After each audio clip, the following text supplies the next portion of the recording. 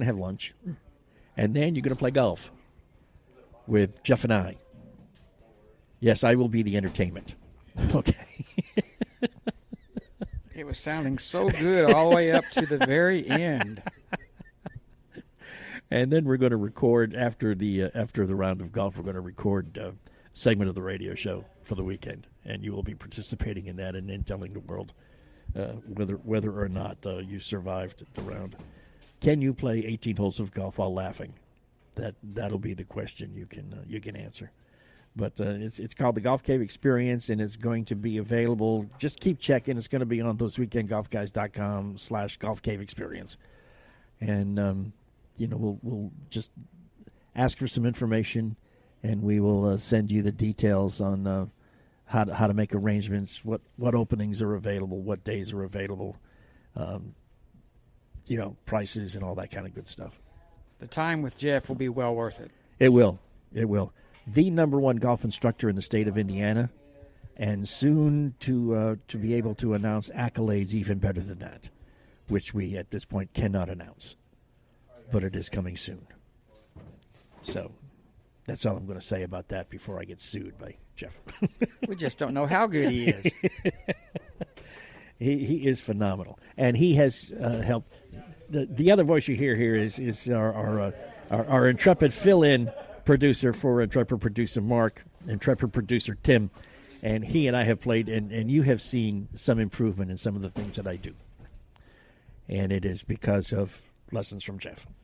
So, and it is a marked improvement. Yes, thank you. Because we have played together for eons. We played together badly for eons. And at least one of us has. And now it's getting a little bit better. And it all is attributable to the tutelage of Mr. Jeff Smith. So the man knows whereof he speaks when it comes to teaching people how to play better golf. So keep checking out thoseweekendgolfguys.com. We will make it apparent there when the Golf Cave Experience is available. It should be within the next 24 to 48 hours. The page should be up. We will also be mentioning it on our Facebook page, so you can follow us at facebook.com/golfguys. We're going to learn how to do this Instagram thing, I think. I have 16 people who follow us on Instagram, and we've never posted one thing. So why they follow us, I have no idea, but we thank them for it, and we'll eventually make it worth their while and entertaining. So just Instagram.com. It's just weekend_golf_guys. So we're going to take a quick break. We've got some time yet together. We are live, Valley View Golf Course, Floyd Knobs, Indiana. Floyd Knobs. Or is it Floyd's Knobs? I mean, is it possessive or just descriptive? Floyd Knobs, I believe. Yeah, that's my story. I'm sticking to it. Yes, next segment, Mr. Google will tell us. We're going to take a quick break. Hang with us. We are those weekend golf guys. You can catch us every Sunday at 8, every Sunday at 11 right here at Big X Sports Radio.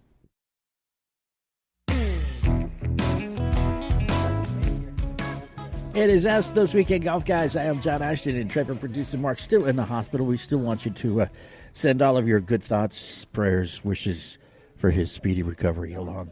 And we are out live right now at Valley View Golf Course, Floyd's Knobs, Indiana, which we have found is the official name. And it is a small, unincorporated village in Lafayette Township in close to New Albany. Now, it reminds me of a story that I heard about. A group of seniors were on a bus tour, and they came to a place, a big sign that says now entering Lafayette. But they had an argument because some people said it was pronounced Lafayette, other people said it was pronounced Lafayette. And they kept arguing back and forth, and what they came to the conclusion was the only way they were going to settle the argument was to actually go to someplace in the town and ask a native how to pronounce the name of the town. So they said, okay, the first restaurant we come to, we're going to pull in. Each side is going to pick a representative, and those two guys are going to walk into the restaurant, and they're going to figure out how it's spelled. So they did. They found a restaurant. They pulled in. Two guys got out, walked into the restaurant, walked up to the front counter, looked at the woman behind the counter and said, please slowly and distinctly tell us where we are. So she looked at both of them back and forth and said, Burger King. Yeah. Sorry. Couldn't resist. On the lead up, I thought we were going to the railroad track. Yeah, that's the other best joke. But anyhow, we're not here to tell jokes. Yes, we are. But we had talked about extol the virtues of keeping your clubs clean because so few of us understand how important it might be. So you need to make sure that the grooves are clean. Don't try to sharpen them because you may actually increase the depth, which will in the width and everything. Yeah. And make those edges sharper, which can actually cut the golf ball, which will affect the flight of the golf ball. So, there are so many little subtleties that change things.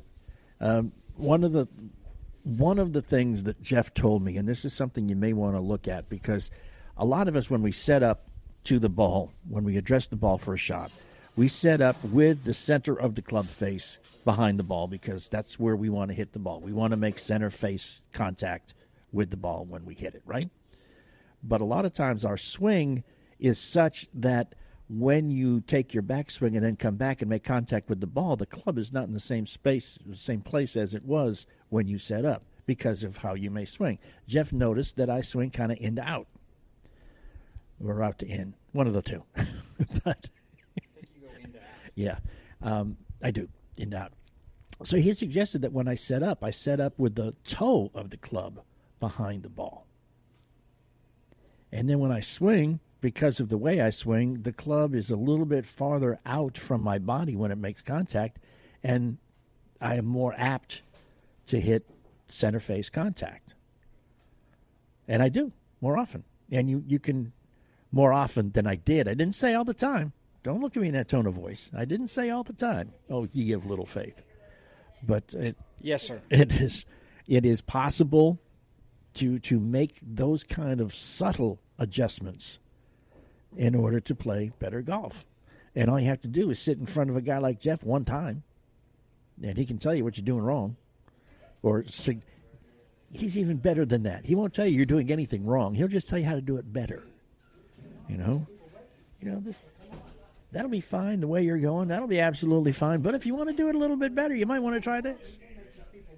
So that's how that is how he works, and that is how you two should probably address the whole situation.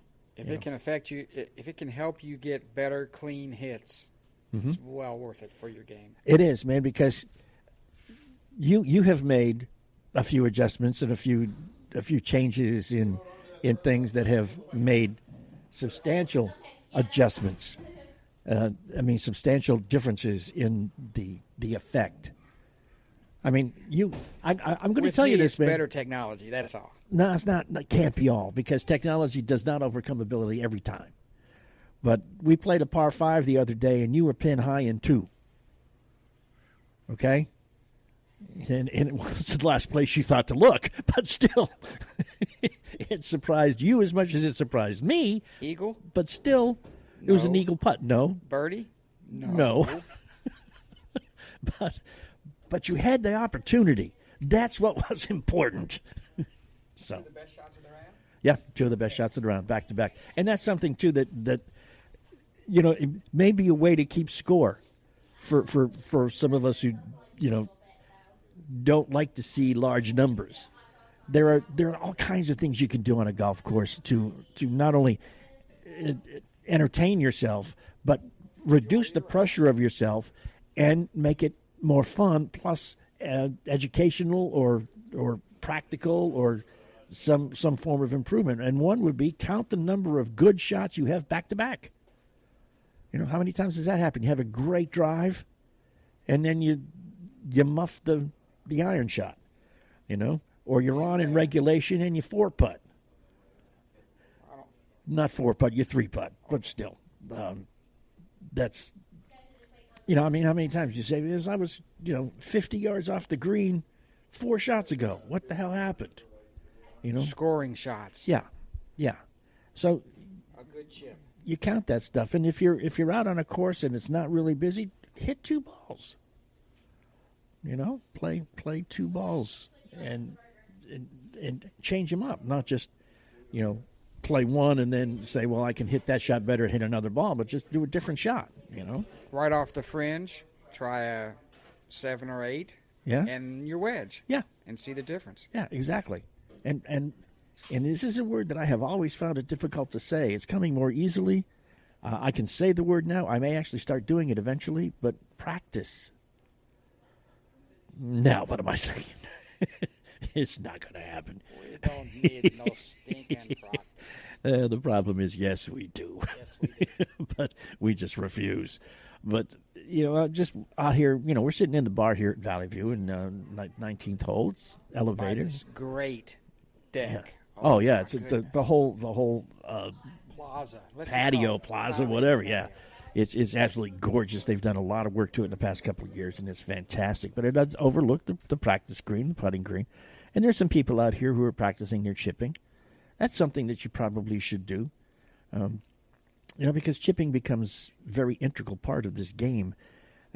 We have started counting how many shots we save either by having a good chip or how many we lose by having a bad chip. If you're a little bit off. You guys, when you're off the green, you pitch, chip, or do you putt? What do you do?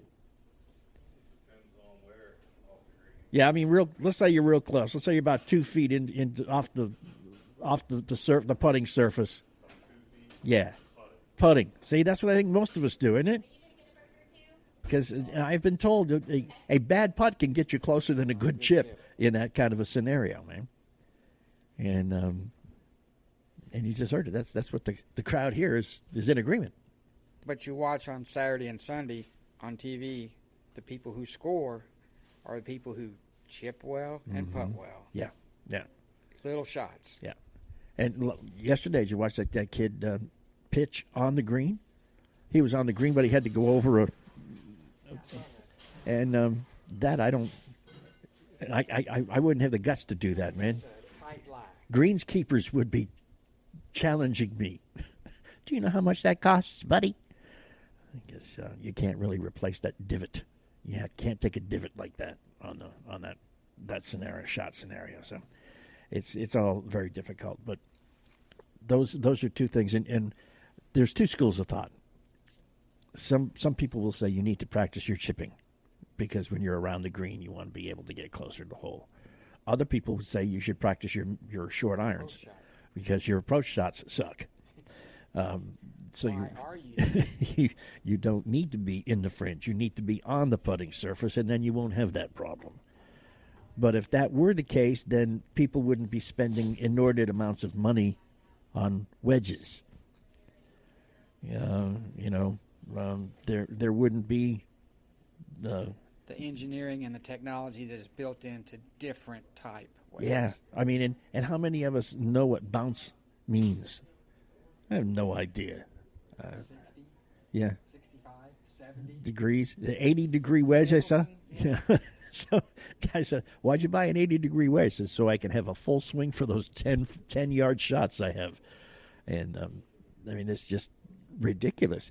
But again, the bounce angle, the lie angle on the different wedges, and you've got guys who have become famous simply for designing wedges better than other people. And so few of us know how to take advantage of that. We just go buy a wedge. I need a wedge. I need a set of wedges. I did that just last month. I just ordered a set of wedges off the internet. Back spin, want to get height. Yeah. I'm not sure that they're the best for me. And I'm sure if I were to go to Jeff and say, are these the best for me? He'd say no. Just because that's what he's like. He's rather contrarian. But they're not bad. They're not bad, but you need to take all this. It depends on how serious you want to be about it.